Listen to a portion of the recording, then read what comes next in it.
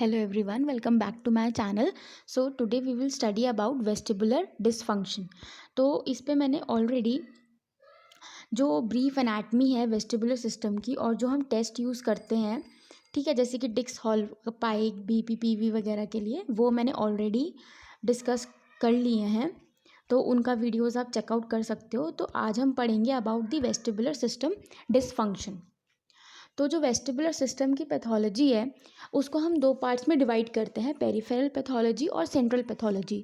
क्यों हमने इसको दो में डिवाइड किया है? क्योंकि अगर आपने मेरा एनाटमी वाला वीडियो देखा होगा जो स्टार्टिंग का है इसका वीडियो, उस पर मैंने आपको बताया था कि जो आपका वेस्टिबुलर सिस्टम है एनाटमिकली वो दो पार्ट्स में डिवाइडेड है, the peripheral and the central one. तो इसलिए जो इसकी पैथोलॉजी है वो दो में डिवाइडेड है.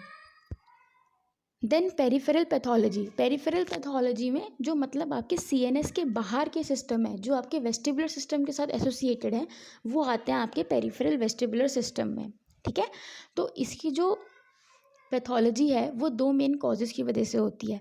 सबसे पहला mechanical and the second is decreased receptor input. ठीक है, अब हम एक कंपैरिजन देख लेते हैं पहले between the central vestibular pathology and the peripheral vestibular pathology. तो जो आपकी सेंट्रल पैथोलॉजी है इसमें अटैक्सिया आपको ज़्यादा देखने को मिलेगा, वेयर एज बहुत सीवियर देखने को मिलेगा. वेयर एज जो पेरिफेरल वाली पैथोलॉजी होगी उसमें जो अटैक्सिया होगा वो माइल्ड होगा. सेंट्रल वाली के अंदर आपका abnormal smooth pursuit and abnormal saccadic eye movements test होंगे, वेयर एज पेरिफेरल में there will be smooth pursuit and saccade usually normal and positional testing में प्रोड्यूस निस्टैग्मस. सेंट्रल पैथोलॉजी के अंदर सिम्टम्स जो होंगे they do not include hearing loss, और अगर होते भी हैं तो it is often sudden and permanent. Whereas peripheral वाली के अंदर आपका जो हियरिंग लॉस है वो होता है, then there may be tinnitus also. Central pathology के अंदर आपका डिप्लोपिया, ऑल्टर्ड कॉन्शियसनेस, लेट्रोपल्जन, ये सब भी देखने को मिलेगा. वेयर एज पेरिफेरल के अंदर आपको एक्यूट वर्टाइगो के सिम्टम्स देखने को मिलेंगे. इन सेंट्रल पैथोलॉजी आपके सिम्टम्स होंगे ऑफ एक्यूट वर्टाइगो वो विजुअल फिक्सेशन से सप्रेस नहीं होते, whereas peripheral vestibular pathology में जो आपके एक्यूट वर्टाइगो के सिम्टम्स हैं वो सप्रेस हो जाते हैं by the visual fixation.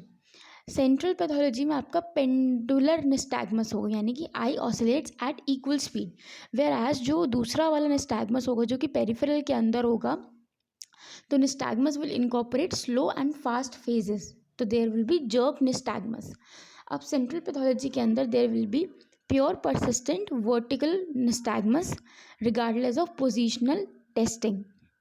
Whereas in peripheral vestibular pathology, spontaneous horizontal nystagmus usually resolves within 7 days in a patient with UVH, that is unilateral vestibular hypofunction. अब वेस्टिबुलर पैथोलॉजी या vestibular system में कौन कौन से diagnosis हो सकते हैं, कौन कौन सी डिजीज़ेस हो सकती हैं. ठीक है, तो ये 11 डिजीज़ेस हैं. तो सबसे पहले हम बात करते हैं मेनर्स डिजीज़ की. So it is confirmed by a documented low frequency hearing loss and episodic vertigo. तो इसके अंदर हमें क्या देखने को मिलेगा? Low frequency hearing loss plus episodic vertigo, और जो सिम्टम्स हैं वो ग्रेजुअली इंक्रीज करते हैं इंटेंसिटी में and can last for several hours per episode. जब भी इसका अटैक होगा डिजीज़ का, जब भी इसका एपिसोड होगा तो हम उसमें वेस्टिबुलर एक्सरसाइजेज नहीं करवाएंगे. ठीक है, अब इसकी पैथोलॉजी क्या होती है, क्यों होती है disease?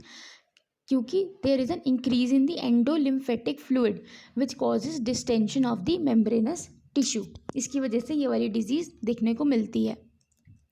Then physical therapy is beneficial in treating the effects of a UVH owing to chronic Meniere's disease, also therapy will not stop the episodes of vertigo. तो इसमें हम क्या क्या दे सकते हैं? Gaze and postural stability exercises दे सकते हैं. ऑल्सो जो डिसइक्विलिब्रियम होता है उसके लिए भी हम इसमें काम कर सकते हैं. The second disease is the perilymphatic fistula, that is PLF. तो it is most commonly caused by a rupture of the oval और round windows membranes that separates the middle and inner ear. तो ये anatomy की बात है, year की, ठीक है। तो ये एक मेम्ब्रेन होती है, जब उसका रप्चर हो जाता है तो there will be perilymphatic fistula. So rupture of this membrane result in leakage of the perilymph into the middle ear. अब ऑब्वियस सी बात है, अगर एक मेम्ब्रेन हट गई तो जो मेम्ब्रेन के एक साइड का जो लिक्विड है वो दूसरी तरफ भी लीक होने लगेगा, जिसकी वजह से आपको वर्टाइगो, पेशेंट को वर्टाइगो और हियरिंग लॉस की प्रॉब्लम कंप्लेन वो आपको देगा। Then PLF is usually cause from a traumatic event. अब आपकी जो मेम्ब्रेन है वो कब टूट सकती है, हट सकती है, जब आपको कोई ट्रॉमा हो, हेड ट्रॉमा हो गया, विदाउट स्कल फ्रैक्चर हो गया, फिर बहुत ज़्यादा लाउड नॉइज़ हुई, ठीक है। तो इस डिजीज़ के अंदर हमारी जो फिजिकल थेरेपी है it is contraindicated. Then the next is the vestibular schwannoma. तो ये बिनाइन ट्यूमर्स होते हैं, ठीक है। और ये कहाँ से अराइज होते हैं, क्योंकि श्वानोमा है तो because they arise from the Schwann cells of the eighth cranial nerve often in the internal auditory canal. अब eighth cranial nerve is the vestibular cochlear nerve, तो अगर उसमें ट्यूमर है तो that is known as vestibular schwannoma. Symptoms presentation is usually related to where the tumour arise. अब किस जगह पे ट्यूमर है उस हिसाब से उसके सिम्टम्स आएंगे। अगर आपका ट्यूमर IAC यानी कि इंटरनल ऑडिटरी कैनाल में है तो टिनेटस और हियरिंग लॉस जो होंगे वो आपके फर्स्ट सिम्टम्स होंगे, ठीक है। अगर आपका जो ट्यूमर है वो सेरिब्रोपोंटाइल एंगल पे है तो it may become quite large before symptoms of hearing loss are revealed, तो it is more dangerous. However as the VS enlarges यानी कि vestibular schwannoma enlarges, symptoms of hearing loss, tinnitus and vestibular hyperfunction worsen resulting in primary deficits. Also physical therapy हम कब initiate करेंगे, early post operative period में, to help the patient resolve symptoms of disequilibrium and oscillopsia. अब tumour है तो उसका excision भी होगा ना, तो हम तब स्टार्ट करेंगे physical therapy. Then the next is the vestibular atelectasis. तो एटिलेक्टेसिस का मतलब क्या होता है, कोलैप्स ऑफ अ लंग। तो physical therapist may one of the clinicians treating patients with vestibular atelectasis. Then is the vestibular paroxysmia. So it refers to a vascular compression of the eighth cranial nerve, यानी कि जो आपकी eighth cranial nerve है, यानी कि जो आपकी वेस्टिबुलो cochlear nerve है उसके ऊपर कोई वैस्कुलर कंप्रेशन हो गया, मतलब किसी आर्टरी ने उसको कंप्रेस कर दिया उस नर्व को, जिसकी वजह से उसके अंदर डीमाइलिनेशन हो गया, और डीमाइलिनेशन हो गया तो उसका जो फायरिंग रेट है उस पर अफेक्ट हुआ। तो इसमें पेशेंट को क्या होंगे, स्पॉन्टेनियस एकदम से सडन ब्रीफ अटैक आएंगे, वर्टाइगो के, चक्कर आने के, जो कि लेस देन 1 मिनट तक लास्ट करते हैं, और इसमें जो फिजिकल थेरेपी है वो ज़्यादा हेल्पफुल नहीं होती। Then next is the motion sickness. So the predominant explanation की मोशन सिकनेस क्यों हो रही है is the sensory conflict theory.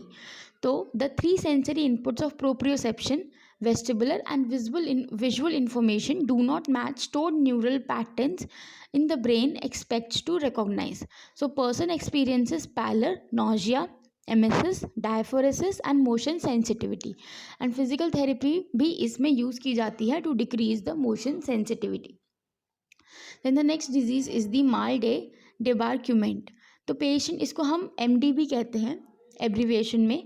तो patient with this disease reports a persistent rhythmic motion, ठीक है, way while at rest that typically resolves during motion. मतलब कि जब आपका पेशेंट नॉर्मल बैठा होगा कुर्सी पे, चेयर पे, तो उसको ऐसा लगेगा कि कुछ स्वे हो रहा है, मतलब घूमता हुआ दिखेगा, रॉकिंग मूवमेंट दिखेगी, पर जैसे ही वो उठ के चलने लगेगा तो उसका ये वाला जो रॉकिंग स्विंग मोशन उसे लगता है हो रहा है वो शांत हो जाता है, नहीं होता। तो डायग्नोसिस का कब बनेगा, आप उसकी पेशेंट की हिस्ट्री लोगे, हिस्ट्री के अंदर उसका होता है Phantom self motion perception that occurs after exposure of a passive motion. So there is limited evidence that physical therapy offers much benefit. Then the next disease is the migraine related dizziness. तो migraine related symptoms में क्या क्या होते हैं हमारे, vertigo हो सकता है, डिजीनेस हो सकता है, इम्बैलेंस एंड मोशन सिकनेस। तो माइग्रेन अगर कंट्रोल ना किया जाए तो वो वर्स हो जाता है with the physical therapy exercises, यानी कि वेस्टिबुलर रिहैबिलिटेशन के साथ, ठीक है। Next disease is the multiple sclerosis. तो MS का जैसे आपको पता है कि मल्टीपल स्क्लेरोसिस में जो CNS होता है उसमें जगह जगह स्क्लेरोसिस हो जाती है, ठीक है। तो अब ये स्क्लेरोसिस किसी भी जगह हो सकती है, बट क्रेनियल नर्व एर्थ में भी हो सकती है, MS के प्लेक्स वहाँ पे बन सकते हैं, ठीक है। तो उसकी वजह से भी हमें वेस्टिबुलर पैथोलॉजी देखने को मिल सकती है। Then is the multiple system atrophy. तो तो MSA इसको हम एब्रीविएशन में कहते हैं। ये क्या होता है? प्रोग्रेसिव डीजेनरेटिव डिजीज़ होती है ऑफ द नर्वस सिस्टम। ठीक है, तो इसके 4 क्लिनिकल डोमेन होते हैं: cerebellar ataxia, autonomic dysfunction, Parkinson disease like symptoms and corticospinal dysfunction. तो MSA has been found to be a cause of dizziness and imbalance. Then the next is the cervicogenic dizziness. So it is a term meant to imply that the cause of symptoms such as dizziness or imbalance arise from pathology affecting the cervical spine or related soft tissue. यानी कि cervical spine से आपको related problem है जिसकी वजह से आपको चक्कर आ रहे हैं या फिर आपका imbalance बन रहा है. अब इसके मैकेनिज्म क्यों होता है? सर्वाइकल स्पाइन से हमें चक्कर क्यों आने लग जाते हैं? बिकॉज कि जो आपकी अपर सर्वाइकल स्पाइन है ये प्रोप्रियोसेप्टिव इनपुट सेंड करती है to the contralateral vestibular nucleus. पहला तो ये, a patient might have VBI, that is vertigo basilar insufficiency. So a test can be performed by the subject is seated. The patient leans forward and extends the neck.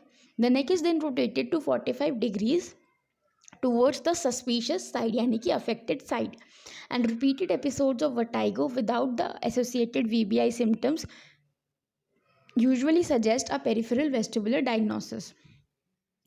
Now next we will study about contraindications to vestibular therapy. तो जब एकदम से sudden loss hearing हुआ हो patient का, ठीक है, then there is increased feeling of pressure या फिर fullness at the point of discomfort in one और both the ears, severe ringing in one, मतलब बहुत तेज़ रिंग हो रही है कान के अंदर, ठीक है. In case of surgery observe for discharge of fluid from the ears और nose which may indicate CSF leak. Patient with acute neck injuries may not be able to tolerate some components of physical examination, the CRM और some of the gaze stability exercises. तो इन चीज़ों में हमें physical therapy या कोई भी exercise patient को नहीं करवानी है. तो this is all about the vestibular system pathology. Thank you.